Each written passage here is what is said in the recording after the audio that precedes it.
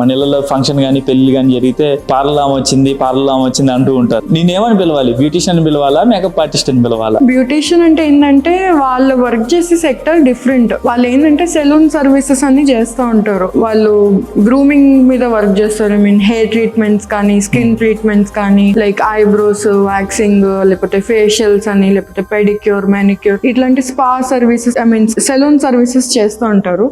వేరాజ్ makeup artist ఏంటంటే they complete specialised అన్నమాట. Makeup అంటే జనరల్ గా అందరూ పౌడర్, ఫౌండేషన్ అని అనుకుంటారు, కానీ అందులో కలర్ థియరీ ఏంటి, ఒక స్కిన్ టైప్స్ ఏంటి, ఏ స్కిన్ టైప్ మీద ఎలాంటి ప్రోడక్ట్స్ యూస్ చేయాలి, ఏ ప్రోడక్ట్స్ లో ఏ ఫార్ములాస్ ఉంటాయి, ఇవన్నీ ఉంటాయి అన్నమాట. సో బ్యూటీషియన్స్ కి మేకప్ రాదని కాదు, లేకపోతే వాళ్ళు ఏదో తక్కువ అని కాదు, కంప్లీట్ డిఫరెంట్ సెక్టర్ అన్నమాట. సో నేను బ్యూటీషియన్ కాదు, నేను అసలు బ్యూటీషియన్ కోర్స్ నేనేం చేయలేదు. సో నాది complete makeup. So Aravinda is now professional makeup artist అని పిలవచ్చు.